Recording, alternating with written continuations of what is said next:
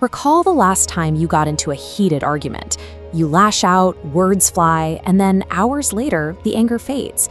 You sit there wondering, why did I say that? That's not even what I really think. We tell ourselves a story that we are logical people, making every choice based on careful thinking and cold facts. But the truth is that our ancient survival instincts are usually the ones making the decisions, leaving our logic to just try and explain the ride afterward. Let's use this board to track the patterns that actually drive our behavior, starting with what happens inside our heads when we lose control. By learning these laws, you can stop reacting blindly to the people around you and start moving through social situations with a clear sense of what's really happening. The first law is irrationality. Our brains evolved over millions of years to keep us alive in dangerous environments, which means they prioritize quick reactions over slow, careful logic. When triggered, our emotional brain reacts in milliseconds, jerking the steering wheel of our behavior. Your rational brain takes seconds to catch up, like a backseat passenger noticing the swerve after the tires have screeched.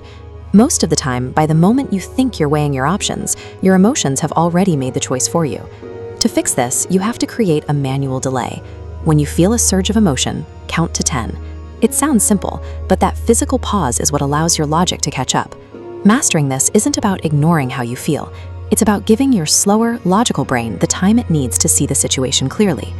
Next is the law of role-playing. We like to think we're always the same person, but social life is more like an invisible stage where everyone is performing. We switch versions of ourselves effortlessly, acting one way for a boss, another for a partner, and differently for a camera.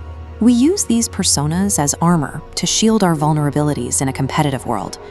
To find the truth, watch for moments the mask slips. Look for body language that doesn't match their words, like a forced smile. When you recognize that everyone is performing, you stop taking the act at face value and start noticing the insecurities that people are trying so hard to hide. The third law is defensiveness. Think about how you feel when told you're wrong.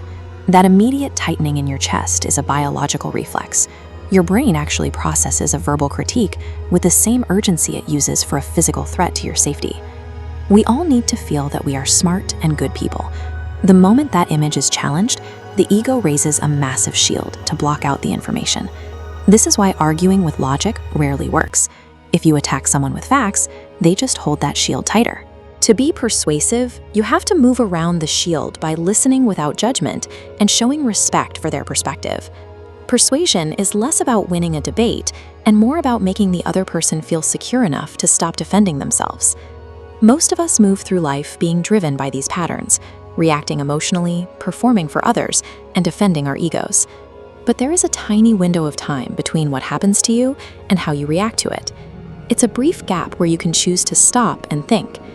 These 3 laws give you the ability to step into that gap. Instead of just reacting, you can observe the invisible scripts that are running the people around you. Choosing to use that pause stops you from being a victim of your instincts. It lets you see the patterns in others that most people miss entirely.